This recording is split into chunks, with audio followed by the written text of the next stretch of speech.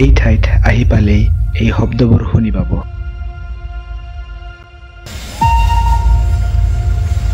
আৰু কি ঠিক যে ৰেলখনো আপোনাৰ লগত চলিবলৈ আৰম্ভ কৰিব পাৰে। বহুত দূৰত এই পাহাৰৰ মাজত, এই পাহাৰৰ ওপৰত যাই পায়েই ভাৰতৰ এটা সৰ্বশৃং দেখা পোৱা যায় আৰু সেইটোৰ নাম হৈছে কাঞ্চনজংঘা।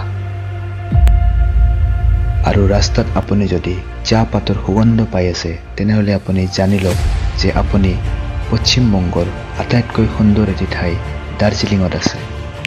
6,700 ফিট হাইট ওপৰত আৰু হিমালয়ান ইষ্টাৰ্ণ ঘাটত আছে এই ঠাই দাৰ্জিলিং। দাৰ্জিলিং তিব্বতী শব্দৰ পৰা অহা এটা শব্দ। দৰ্জে অৰ্থাৎ বজ্ৰপাত আৰু লিং মানে হৈছে ঠাই বা মাটি বা ভূমি।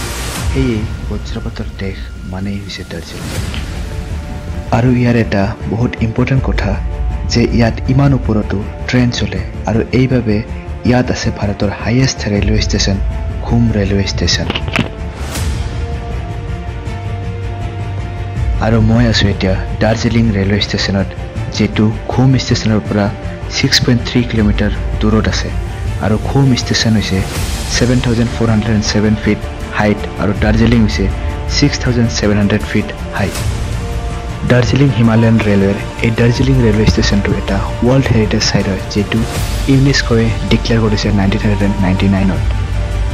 আৰু এই দাৰ্জিলিং ৰেলৱে ষ্টেচন ইষ্টাব্লিছ কৰিছে 1881ত। আৰু এই ষ্টেচনটো এতিয়া 100 বছৰৰ বেছি পুৰণা হয়। আৰু এই ষ্টেচন মানে এই ৰেলৱেটো ফ্ৰেংকলিন প্ৰেষ্টিজ, যোনে এজন এজেণ্ট আছিল ইষ্টাৰ্ণ বেংগল ৰেলৱেৰ, 1878ত সিয়ে বনাম বুলি ভাবিলে এই ৰেলৱেবোৰ। আৰু এইবোৰ হৈছে ইয়াৰ ৰেলৰ ইঞ্জিনবোৰ। ষ্টিম ইঞ্জিন বেছি নাই, বেছিভাগ এতিয়া ডিজেল ইঞ্জিনে, ষ্টিম ইঞ্জিন এটা দুটাই আছে। আৰু এই সৰু ট্ৰেকবোৰত চলে দাৰ্জিলিং হিমালয়ান ৰেলৱে। আৰু এই ট্ৰেইনবোৰ সৰু সৰু দেখাত আৰু এইবাবে ইয়াক কোৱা হয় টয় ট্ৰেইন। আৰু এইটো মেইনলি এটা ষ্টিম ইঞ্জিন হয়, বাকীবোৰ ডিজেল ইঞ্জিনো আছে। আৰু এই ষ্টিম ইঞ্জিনটো পানীৰ ভাপতে চলে। এতিয়া ইয়াৰ ডাব্বাটোক জইন কৰিবৰ কাৰণে এই ইঞ্জিনটো গৈ আছে। আৰু এই ৰেলখনত উঠিবৰ বাবে আপোনাক লাগে 1500 টকা ষ্টিম ইঞ্জিনৰ বাবে। আৰু যদি আপুনি ডিজেল ইঞ্জিনত উঠে তেনেহ'লে আপোনাক লাগে 1000। কিন্তু ইয়াত টিকেট কাটা চিষ্টেমটো ময়ো ইমান ভালদৰে নাজানো। আপোনালোকে উঠিলে ষ্টেচনত আহক, সুধি লওক, নাইবা অনলাইনতো বুক কৰা যায় বুলি শুনিছোঁ। কিন্তু যিহেতু আমাৰ লগত টাইম নাই তো আমি উঠিব নোৱাৰিলোঁ। বাট ইয়াতে ইমান ইজিলিও পোৱা নাযায়, কিয় ইয়াতে বহুত ভিৰ হয়।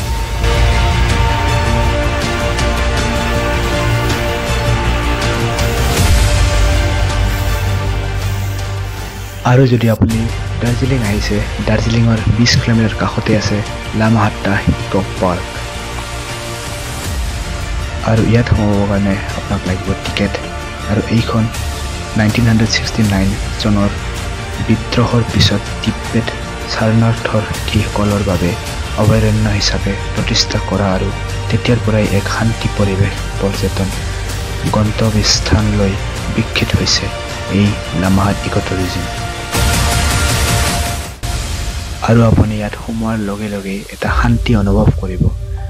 পাইন গাছেৰে ভৰা, বিভিন্ন ফুলৰে ভৰা এই ইক'টুৰিজমটো বহুতেই ধুনীয়া। আৰু যদি এনেকৈ আপুনি ওপৰত গৈ থাকে, ওপৰত এটা সৰু লেক আছে, কিন্তু আমি তালৈকে যোৱা নাই। আৰু এই টুৰিজমটো খোলা হৈছে 2010 চনত। কাফি মস্ত ফ্লাৱাৰ আছে গাইছে, ইয়াতে আপোনালোকে চাব পাৰিছে, মানে বহুত ধুনীয়া ধুনীয়া। আমাৰ ফালেও কিছুমান পায়, বাট চব নাপায়। এইবিলাকতো চোৱা নাই আমাৰ ফালে এনেকুৱা ফ্লাৱাৰবোৰ, আপোনালোকে চাইছে যদি ক'ব। বাকী এইটো জাৰবেৰিয়াৰ দৰে, কিন্তু জাৰবেৰিয়া নহয়। ইয়াতে এইটো বেচিবৰ কাৰণে নহয় চাগে, ডিজাইনৰ কাৰণে ৰাখিছে, চিৰিব দিয়া নাই। তো এতিয়া গৈ আছোঁ ওপৰলৈ।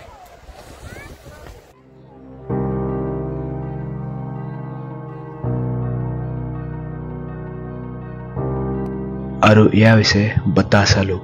দাৰ্জিলিঙৰ পৰা 5 কিলোমিটাৰ দূৰত আছে এই বাতাসা লুপ। দাৰ্জিলিং হিমালয়ান ৰেলৱেৰ ঘূৰণীয়া ৰেলপথ হৈছে বাতাসা লুপ। 1919 চনত পাহাৰৰ ঠেক কমাবলৈ নিযুক্তি দিয়া হৈছিল।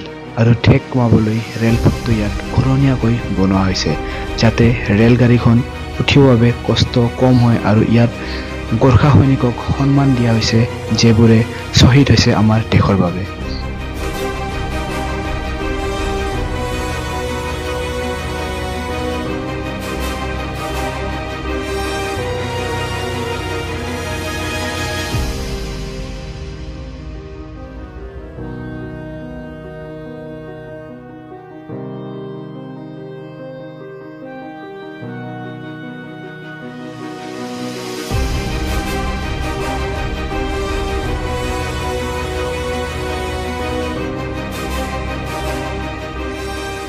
আৰু এই দাৰ্জিলিং অহা ৰাস্তাত আপুনি চাব পাৰিব এই ধুনীয়া ত্ৰিবেণী সংগমটো যেটো ইয়াৰ লোকেল মানুহবোৰে লাভাৰ্স পইণ্ট বুলিও কোৱা হয় আৰু ইয়াতে দুটা নদী লগ লাগিছে এটা হৈছে তিস্তা নদী আৰু এটা হৈছে ৰংগীত নদী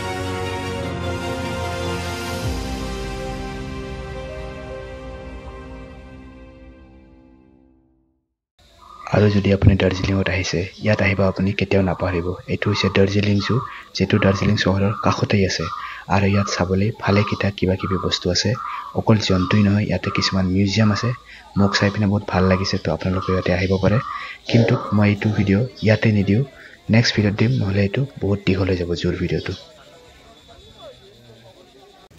আৰু এতিয়া আমি আহিলো ৰাতিৰ দাৰ্জিলিংখন চাবলৈ আমি গৈ আছো এতিয়া দাৰ্জিলিং মল ৰোডত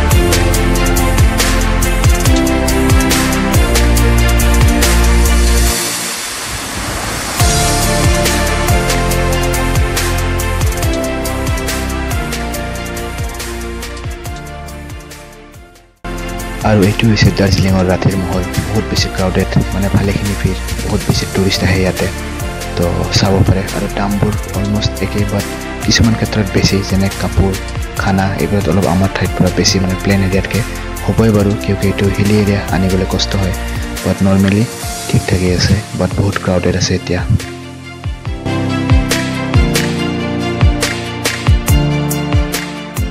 তো গাইজ এইটো এটা ৰেষ্টুৰেণ্ট হয় ভাত চাত পোৱা যায় মানে ইমান বেছি ক্ৰাউড চাওক ইয়াতে পুৰা লাইন হৈ গৈছে খাবৰ কাৰণে মানে ভিতৰত অলৰেডি মানুহ আছে খাব বহি আৰু ইয়াতে লাইন পাতি আছে খাবৰ কাৰণে ইমান খতৰনাক মানে